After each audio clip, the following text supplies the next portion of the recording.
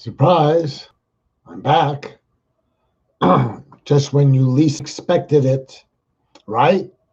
You're sitting around, not expecting, all of a sudden, 6 p.m., January 15th, 2021, minding your own business, scrolling through Facebook, looking to see maybe if any of your friends have posted anything cute, or have they posted something of substance, significance, some must read, something that requires your reaction, right? Okay. And then all of a sudden, maybe your screen pops up and says, Ken Goldberg is live now. And you're like, I have nothing else to do. Let me see what Ken's going to talk about. Hey, Lisa, let me find out what Ken's going to talk about. That may require a level of boredom that I'm not acquainted with yet, frankly. Okay. So, where was I? So I'm messing around with my what do you call it? Geez. Oh, I can't think. Hey, Chris, Becky, and Kathy, I mess around with my YouTube. So yesterday I did my whole podcast on YouTube simultaneously, and I checked today, nobody saw it. And I'm sure it's something in the way I manipulate the system. My daughter used to help me with this stuff. She's not helping me. So I suspect there's trouble in, I don't know what it is. Jello, Mark. So I'm going to keep doing it. I'm going to keep simulcasting. Kathy, please tell Debbie where to find me if she doesn't know, if you're still talking to her. If you're not, don't worry about it. I can send her a little message. But I posted a link. I think I posted a link on my Law and Disorder page on Facebook. Anyways, hi, Becky. Well, I already said hi to you, didn't I? So here's where I started. You're sitting around. You mind your own business. How bored do you have to be? Wait. That could be considered insulting or demeaning to me. Like the only reason you would listen to a podcast by Ken Goldberg is you are bored beyond belief. And I choose not to think that. I choose, as a person who has free will and can navigate small mental problems and concerns with some ease, I say, no. You're not here simply out of boredom. It's probably boredom times anger or boredom times grief. Something that just propelled you through what this kind of invisible shield. Remember when Colgate had, and they'd hit the ball and would hit this invisible screen and the person at the smile. That's kind of like you had to penetrate this barrier to get to this point. Are you fishing for compliments? Thanks, Joe. No. No. I'm just doing stream of consciousness. Trust me. Hey, Elena. Welcome. I am doing good. Thank you. So, thank you, Chris, and thank you, Kathy. So listen. No, all I was saying. So you had to. Something had to propel you through what I call this invisible barrier, this barrier that stands between an interest in my podcast and an interest in watching your cat sleep or watching grass grow, right? Watching golf classics on television. Something is working, right? To my favor.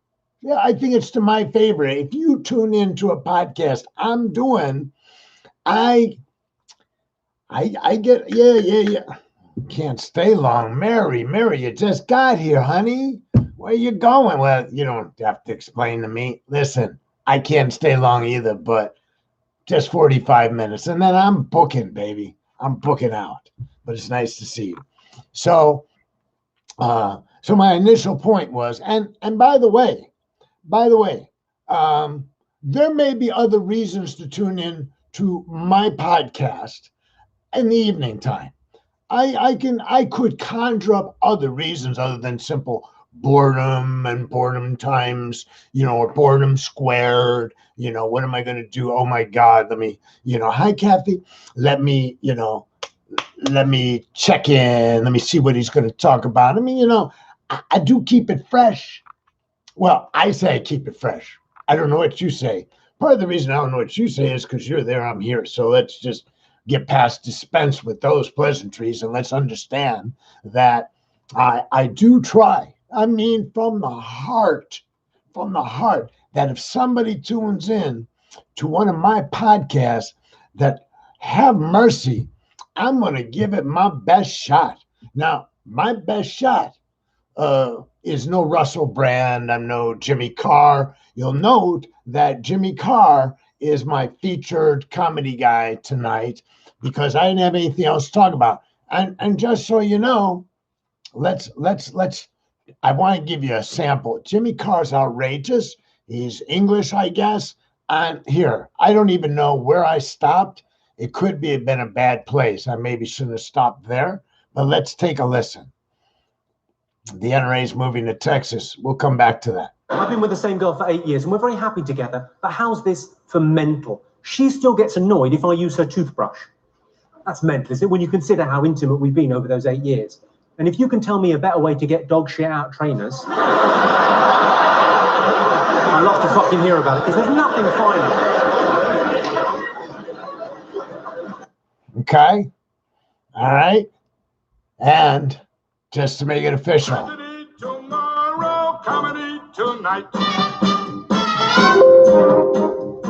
Something convulsive, something repulsive, something for everyone at comedy tonight. Something aesthetic, something frenetic, something for everyone at comedy tonight. Before I get blocked on Facebook.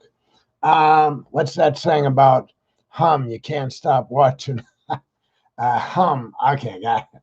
What are my thoughts about the NRA? And so I want this to be more upbeat. So if I talk about the NRA, I'm going to do it ever so briefly because the NRA is, in fact, an official downer. I mean, the NRA is officially, unequivocally, without any reservations, I tell you, they're a bummer, man. So I was in the gun business. I know the NRA pretty well. And, they're just a loose gun, so to speak, right? I didn't know they were moving to Texas. I heard they declared bankruptcy. I heard they want to leave New York. I have no idea what that's all about. The NRA has been in the news for months because of what seemed to be some underhanded dealings with money. And Wayne LaPierre, who leads the NRA, he's been under somewhat, the board's been investigating him. And so he just wrote a check back to them for a couple $100,000 for expenses that may not have been deserving. We can only hope that they will face some problems. But the reality is that whenever they get in trouble, the NRA, they get donations everywhere. Now that Biden's been elected, the NRA will get a flood of donations, millions and millions of dollars. Every time Hillary was campaigning for president and say she's going to take on the NRA, she was doing their fundraising for them. So I have no idea. I suppose they're moving to Texas because it's a more gun-friendly state, but I don't know what their thoughts are. So I don't have a thought except, I have availed myself of every opportunity as a gun owner, as a gun salesperson, as a range owner to have nothing to do with the NRA. All right. So I was on a tear, man. I was on a tear, but then I played you Jimmy Carr because I put in a link to Jimmy Carr because I think when this is over, you should avail yourself of some humor, some comedy. Jimmy Carr's, he's funny. He kind of, he likes being inappropriate. So you and Elena, haven't seen you two in so long. Welcome. So we could do a podcast tonight about any number of things. We could talk about the insurrection at the Capitol. I mean, there is no shortage of things going on, such as I think there's 140 people that have been charged or indicted, something like that. They expect at least another 100. We've got a president who's been impeached, who in his spare time is trying to come up with a plan to leave Washington with a full military regalia, you know. Don't be surprised if this motherfucker comes out in a general's uniform with epaulets, they call them, and he might have some medals on, because this is one frustrated dude, man. So don't be surprised if his final act as president is to come out of the White House, head towards the helicopter. They call it Marine One, and he'll look like one of these third world generals, you know, and he'll have the cap on and he'll have the demeanor, and we will all laugh at him, scoff at him. But anyways, I didn't come here today to talk about Donald Trump. But we could talk about some of the videos they have played today, including they had some really good interviews with police officers who were at the Capitol, who kind of checked in through the media today to kind of give an overview of their experience with people who are Blue Lives Matter supporters. In fact, one said that as they were beating him, they were telling him that they supported him and why doesn't he just get out of the way? So they dragged him into the crowd. They beat him with his own baton. They tried to take his gun away. He heard them talking about taking his gun and shooting him. And he said, you know, the crowd was too big. He thought about shooting his gun, but he realized at some point he'd run out of bullets and now they could kill him and they would be justified. So he decided to keep his gun holster, protect it. And then he said he went for the, I got kids, don't kill me, I got kids. And he said some of the crowd then began to cordon him off from the rest of the crowd, saving his bacon. Now, meantime, they also had an interview with Daniel Hodges. Daniel was the one that I've talked about repeatedly. I didn't know his name until now, but I said it was stunning. It was stunning because the video was it was compelling. As somebody who has taught tactics, use of force tactics, I got to tell you, so he's caught trying to barricade the door to, I guess it would be chambers or a hallway that would lead to chambers. And the guy reaches in, you see the hand, grab his face mask and keep tearing at it, keeps reaching in and tearing at it till he finally gets the face mask. And then he had a shield and the guy's trying to rip his shield. And what you don't see is they got his baton, and that's velvet. They got his baton and they were beating him with his baton, he said. And they were crushing him in the doorway and he was screaming bloody murder and nobody would help him. So, you know, it was stunning. It was stunning to listen to these guys who said, you know, these people were trying to tell me at various times, we're on your side. We're support cops. Get out of the way.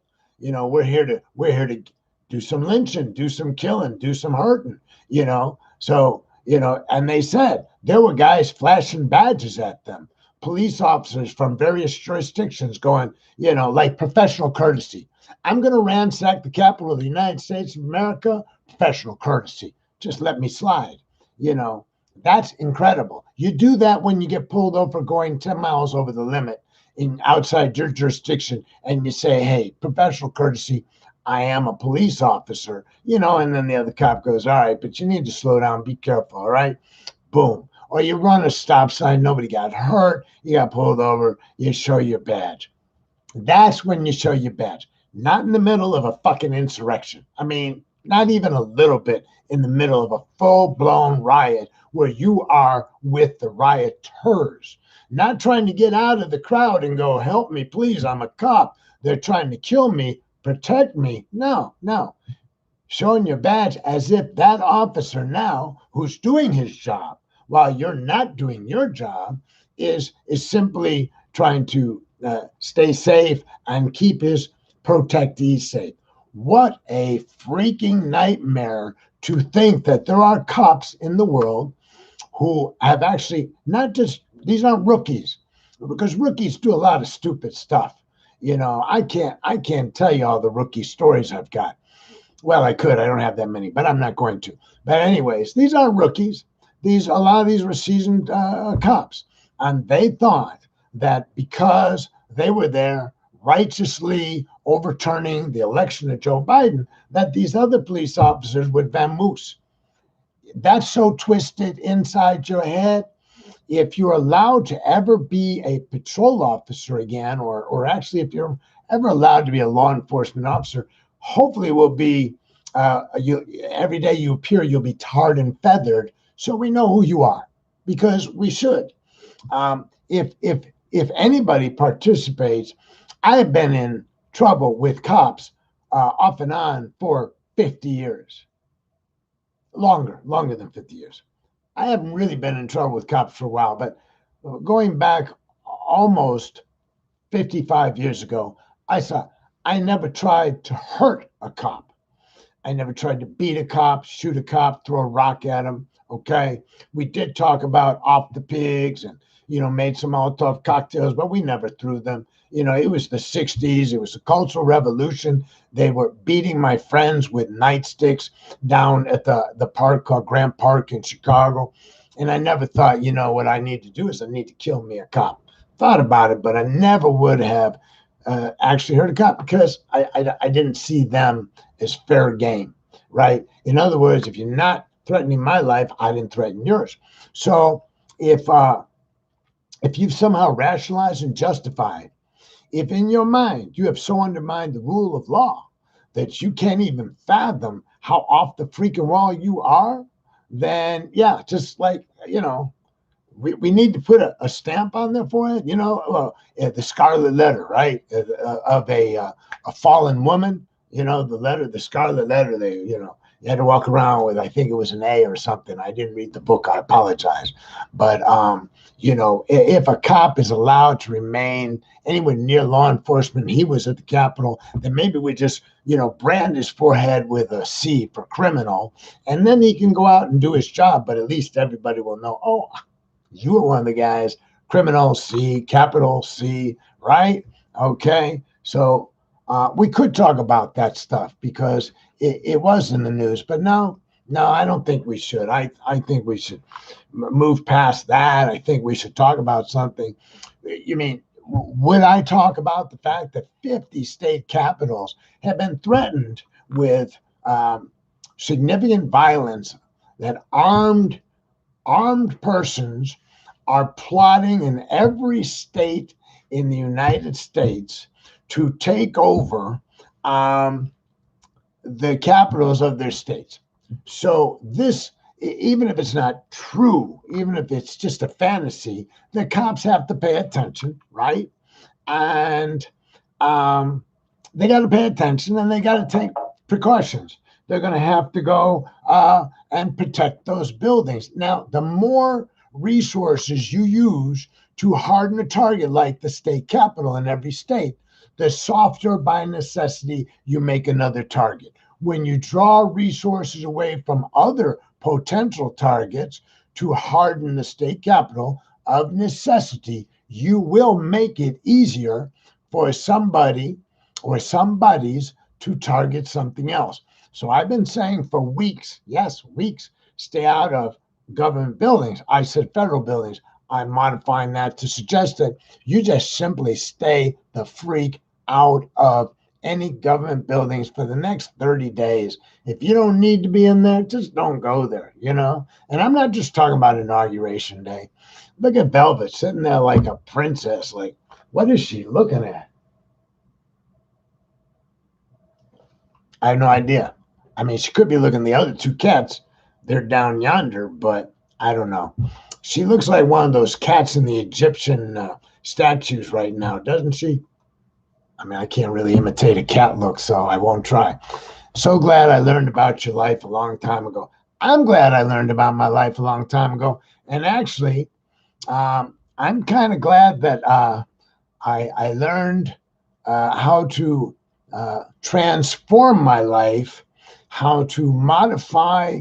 I didn't modify the value system. I've always been me. but I learned to more appropriately apply my value system, which has always been about decency, honesty, fairness, compassion. But I often failed at harnessing my value system to the moment.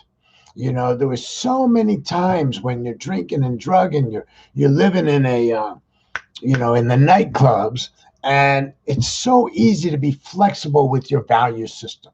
So I'm really a very compassionate person. I'm really against violence. But, if you put me in a bar and somebody commits an act of aggression against me or somebody in my party, as you all know, I would default to my aggression. And that was, it's not a deviation from my value system, but it wasn't the best way to harness my value system. It wasn't the best implementation of things that I hold dear. I didn't need people to mess with me, right? To the point where when I evaluated my responses, right? My response could be, what's going on here? Y'all need to calm down, need to watch what you say. Everybody needs, instead of like, dude, I'm going to jack you up. Yeah, you probably were there, weren't you? I'm still learning after 4 years. I didn't know you were into sobriety. All right, girl. Yeah, and as is your daughter, I believe. She's also into sobriety from reading her Facebook. And I'm into sobriety. So I just celebrated 13 years in case any of you didn't know. So anyways, learning to stay kind of in this bubble of values and slowly but surely learning to just not get goaded into escalating if there's another route. By the way, I've said it before. I'll say it again. I don't mind going into this. I don't mind escalating in the least. I don't seem to have any reservations about defaulting to aggression. As much as I abhor the idea that I would be aggressive or I might bring harm to somebody or any of the little modifiers that I'm searching for, or verbs, aren't I? So that's an adverb. What I'm saying is that if I do slip into aggression, I wear it like a loose garment. Yeah. It fits comfortably. And it's part of my problem still. And I don't know if or when the day will come that aggression feels uncomfortable. Sometimes it feels uncomfortable afterwards. Like I'm like, oh, you should have been smarter than that. You should have thought of something besides, hey, I'll kick your ass. Something quick and stupid, but effective. So what were we talking about? Oh, insurrection. We could talk about what they're doing to all these state capitals. But here's the thing. The more aggression they bring, the more police they put in the line of danger, the more they expose the truth. And the truth is, these motherfuckers never cared about cops. The whole thing is bullshit. I got a dozen friends, hardly a day or at least a week goes by that they don't hurrah the police. Well, those same people, I've looked, they're muted about what happened at the Capitol. So, you know what? They're my friends, but fuck them. I mean, listen, if we're sitting around, I don't drink, but if we were having a couple of drinks and you were talking shit, you think I'm going to sit there and not say something about, you're running your lips and you're talking a bunch of smack. Shut up, right? I mean, that's what friends do for each other. So I want to share with you that as a friend, if I have somebody that's going to mute themselves about the attack on the Capitol, but at the same time wants to try to amplify the Trumpism or the anti-BLM or anti-black or anti-Hispanic or whatever the freak they do, I say double fuck them. And I say it to their face. I don't mind, you know, and I don't want to lose friends. I don't want people to think that I'm trying to, you know, kick my friends to the curb. I'm not. I'm just trying to say you're wrong. And then on top of being wrong, you're double wrong. So double fuck you, you know, that kind of thing. Does that make sense? So I really am disappointed how many people are muted about what happened. I mean, I am not the Cop Lives Matter guy. I don't have a sign in front of my house that says Blue Lives Matter, and I have no intention of one. It started here in Dallas when we had some guys shoot a bunch of police officers, okay? And he was nuts. He was former military. They finally, I think they blew him up with a robot. He's gone, and it was a tragedy, and it was a significant tragedy for the Dallas Police Department. And, you know, people wanted to say, hey, we love you, we support you. So they started putting blue ribbons out, Blue Lives Matter signs. But here we are years later, and they're acting as if the blue lives are the ones that are at stake. But what really has been going on for the last several years, and actually for dozens and dozens of years, is the black lives have been in jeopardy, and the blue lives have been the ones that have put them in jeopardy. So we want to push, we want to promote, we want to attract the best of the best to engage with our community in enforcing the laws. And we want people who have a combination of, you know, sincere justice and sincere compassion, so that when they're exercising their powers, their authority, they would do it judiciously, because you can't always wait for the judge to be the judicious one, because by that time you've destroyed some families. You've busted somebody for $10 worth of pot. They got to go out. They got to hire a lawyer. They got to miss time at work while they were locked up in jail waiting to post bond. They got problems, man. They got a family to feed. And now we've taken money out of the mouths of their families to pay me, their lawyer, or to pay a bond, or to pay some restitution or probation fees. It's all bullshit, you know, for some marijuana. Come on. So what would be wrong if cops were hip to the game and just said, listen, man, here, I poured out your $10, your $20, $30 worth of pot. I don't care how much it is. Go home. Don't be out here like this, because I could have arrested you. Goodbye. I got fired from a police academy for saying that. Okay? So I don't believe Blue Lives Matter in some sort of vacuum.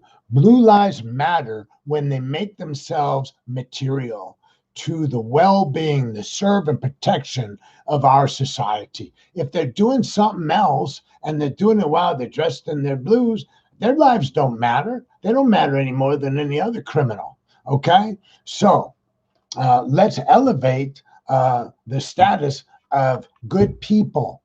Good people. Okay? So, but I am a supporter of what is often referred to as Black Lives Matter. I know, for instance, with a degree of certainty, that when George Floyd was killed, murdered, and supporters of Black Lives Matter, and we use Black Lives Matter as kind of a general cover for Black people and white people that then protested openly. Black Lives Matter kind of became the banner. It really wasn't. Black Lives Matter wasn't leading anything. If you've ever met Black Lives Matter, they can't lead themselves. They can't lead themselves out of the toilet. I mean, they're really just a mishmash of human beings that have some common belief system, but they also operate more like cells than an organization. So Black Lives Matter of Michigan is not necessarily associated with Black Lives Matter of Detroit or Chicago or Illinois. You dig what I'm saying? Could be a city chapter, could be a state chapter. They're not integrated necessarily. So, but they became a banner upon which many of us found the protest. And then, problematically, people who were in these marches or in close proximity to them committed criminal acts, looting, arson, and general chaos. And we just didn't have what it took to rein them in. It's a lament I have but I've talked about that plenty of times. Okay, so now, that's what I believe. I believe that police have to elevate themselves. I believe they have to come up with new protocols. They have to come up with better training. I believe they have to pay more money if it's necessary to attract a better crowd. Because I know that a guy, and apparently there were dozens of guys who claimed to have been police officers, showed up at the Capitol and participated in an assault on multiple police departments, multiple officers. The Capitol Police were put at risk. Secret Service was put at risk. Washington, D.C. Metropolitan Police were put at risk. So screw you if you're muted about that, but you're trying to amplify or magnify this whole, well, what about them? What about those people? Why aren't we talking about them? Screw you. All right. But that's not what I want to talk about tonight. I was just using that as an example.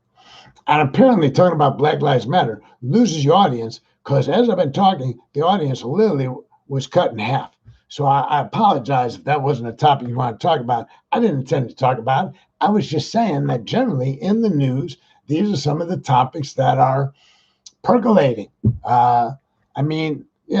We don't get to see 3 officers who 1 week ago were under attack by white supremacists. We don't often get to see them take to the TV and be interviewed and tell you straight up that they know exactly who was attacking them. They know who they were. They saw the foaming at the mouth, literally, okay? Literally saw the attackers foaming at the mouth, okay? Daniel Hodges used that as an allusion to what he was seeing. So that's stunning. That's just stunning because the entire time that the Black Lives Matter was happening, typically the confrontations that the police reported were projectiles that were thrown at them like rocks or bottles from a distance. And I'm not minimizing that, but nobody reported seeing a crazed. I mean, this is what they described. This is what Fanon and Hodges and these people were rabid. They were attacking them. They were rabid. You didn't see a single interview in the entire time the George Floyd protests were going on. You didn't see an interview with a single cop that said, my God, they were rabid. They were trying to tear me apart. You didn't see that. At its worst moments, you didn't see that. So why would we have any, why would we have any compassion or any muting of what's going on right now?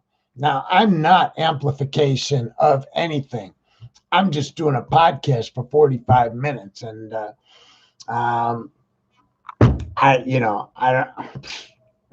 what are your thoughts on the censorship that people are complaining about occurring? I don't know which censorship you're referring to. I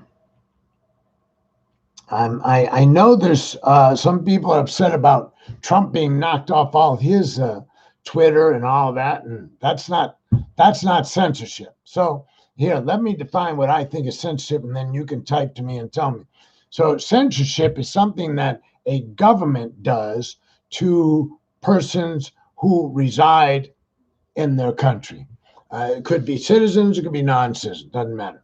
So censoring in the broadest scheme is when a government controls what can be said publicly, and they may, as they do in North Korea, you're not even allowed to say anything against government. If you do, you can be taken into custody for speaking out against government.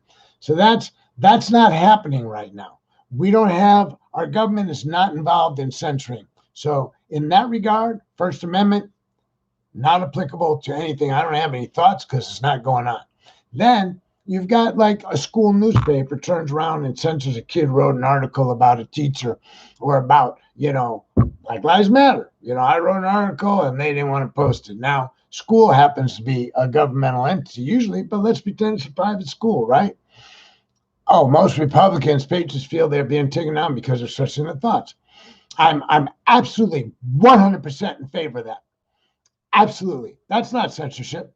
No. That's regulating the rhetoric, which is taking place on private websites. What do you call them? These applications. They have no right, whether they're Republican or patriot, whether they're Democrat or whether they're Hispanic or whether they're Muslim, they have no right at any time to use Facebook or any other medium that is privately owned for their own purpose. So if that medium chooses to eliminate your access to it, done and done. That's what we call the free marketplace. And the appropriate response is, well, Republicans, patriots have other venues, and we're going to go to those venues. Parler was that other venue, and Amazon said, you know what? This does not work for us. First off, from an economic point of view, financial point of view, Amazon says, wow, you guys have been talking about killing the vice president on your site, which is housed where your server. We don't want anything to do with that. This is going to cause a backlash against us. So they kicked Parler to the curb. I'd have kicked Parler to the curb a long time ago. So there's no censorship. Nobody's taking down. They're not being taken down by the government. They're being taken down by the very sites that they have been using and utilizing to connect with each other on these cells. This is what they are. These are cells of hate groups. Okay? They're primary, these QAnon and whatnot. Yeah, no sympathy for a single one of them, because most of it, they're being taken down for things they have said, which are considered significantly troublesome. Now, by the way, I have been kicked off Facebook. I've been suspended from Facebook once. I have a friend whose account's been disabled. We don't even know why from Facebook. She's not a Republican. She's a Democrat. So Anita, they feel Democrats can do as they wish to say and do, but are targeting them. So let me stop, because let me say this. You could say, they can say anything they want. They're full of shit. Okay? The Democrats have not been implicated in any way, shape, or form on an assault on the Capitol of the United States. The Democrats and liberals have not been implicated in any way with creating and organizing violence. They have not directed violence against the government or even against Republicans. They haven't taken to the podium as president of the United States and called liberals the enemy of the people. Fuck them. Take that shit down, baby. Take it down. I'm sorry. I got carried away. So let's talk about something more pleasant, because that's just bullshit.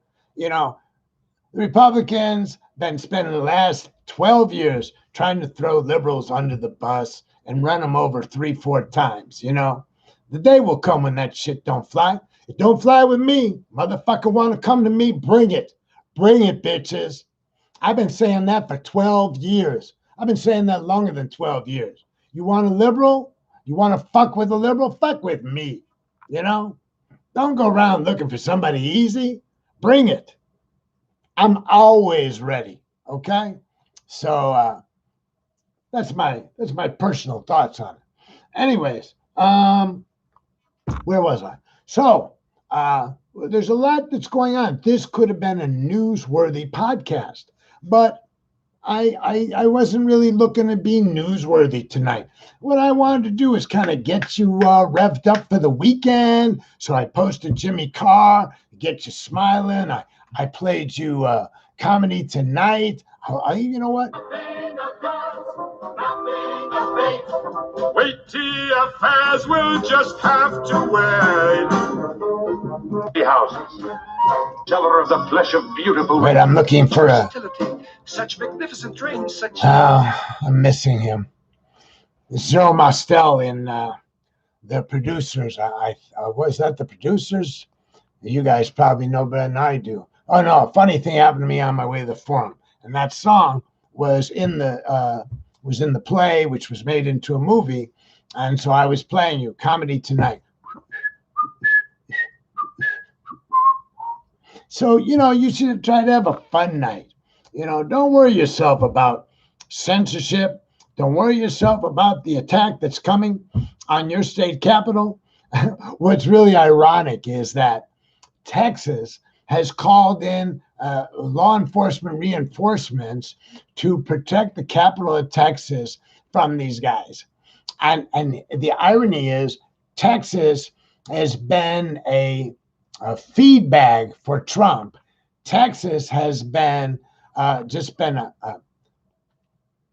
I'm trying to think of something I can say that's not just completely nasty, but I don't have anything. So let me say this: between Governor Abbott pushing his nose deep in the Trumpian ass, and Paxton, our Attorney General, who's been under indictment for years and was suing the state of Wisconsin on behalf of Trump, and you look at Louis Gohmert, a Republican representative in the Congress that tried to do crazy stuff, and then Ted Cruz, one of the leaders, I believe, of the entire thing that took place on the 6th. I believe that Cruz wanted it to happen. I believe that Cruz did everything he could, and I believe he hoped to benefit from it.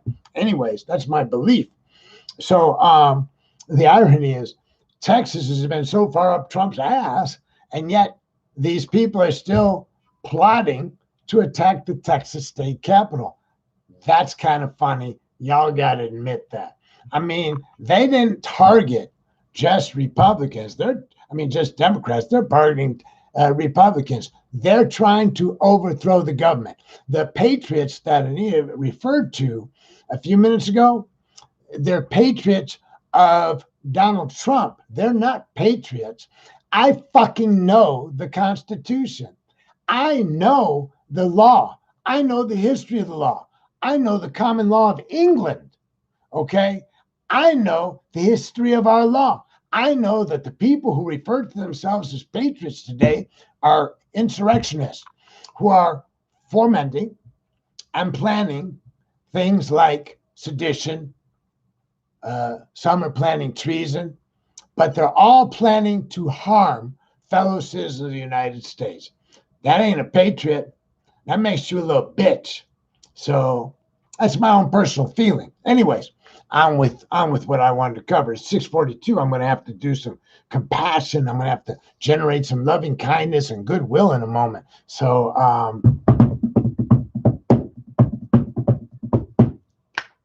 anyways, so I'm bringing it down a notch. The words like patriot or nationalist or Nazi or white supremacist, they all kind of blend in together.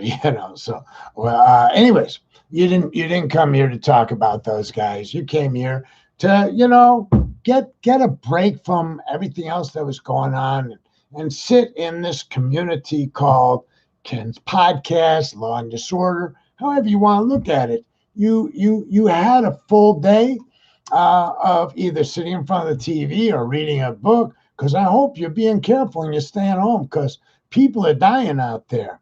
I got a number of friends that have COVID, and I know a lot of people that say, it's deadly. I mean, that have personal experience.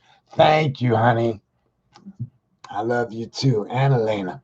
So, listen, this is we're in a kind of we're in a moment between now and the 20th that you can probably breathe freely most of the time.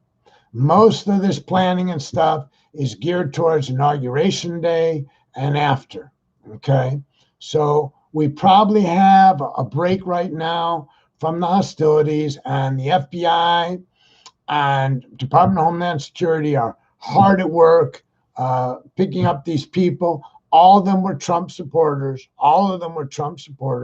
They weren't. They were not. They weren't Antifa. They weren't Black Lives Matter undercover. I mean, every one of these people who's been caught, they have identified their Facebook, their social media. They have all been Trump supporters for a significant period of time. Their families have been interviewed, and in every case, their family has accepted that, yes, This was Trump supporters. So people that were trying to kill cops, murder police officers for standing in the way of them trying to hunt down and harm persons who we elected to serve in the Congress. That's what you're dealing with. Oh, well, I hope you're enjoying the Book of Fred, Kathy. Velvet might have cornered a poltergeist. She's been hyper-vigilant the whole time. She's laying down now. Maybe the threat is over and the poltergeist is gone up to the attic to scare up whatever's in the attic. I don't go up there. I'm scared of the attic because I always think there's probably poltergeist up there. Anyways, it's time to just do a little meta. Just send out goodwill together as a collective, as a community, connected. We bring our hands together before our hearts. Some of you are very religious. You pray. So do this as a prayer. Some of you have no religious affiliation. So let's do it as a reflection and a meditation. So we bring our hands together. We close our eyes. We bow our head. We take a deep breath. And we think to ourselves, may I be happy, healthy, free from harm. May I be free from anger, anxiety, and fear. May this practice bring me greater peace and comfort, perhaps even freedom from suffering in my life. May my mother and father and all my living family and all my friends be happy, be healthy, be free from harm. May they find the path that leads them to a life of greater peace and comfort. May those persons I find difficult, persons I harbor ill will towards, may they be happy at this very moment. May they be enjoying lives, comfort, and peace. And to all living beings, in this moment, if you've not released your compassion and goodwill without reservation, if you're still holding back, now is the moment to let it radiate out. Let this radiance infect every corner of the universe. May all living beings be happy, healthy, free from harm, living their lives in safety, comfort, and peace. Satu, Satu, Satu. So, I meant to be a little bit more lighthearted, but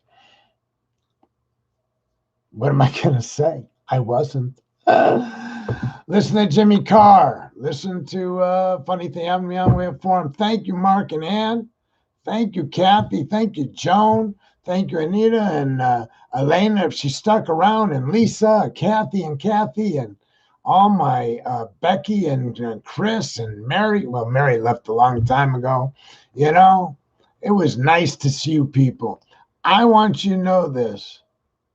My evening will be better for having touched base with you, for having engaged and interacted with you. And I hope you know that every fucking night, man, I'm going to come as real as I can because you give me your time. You deserve the best of mine.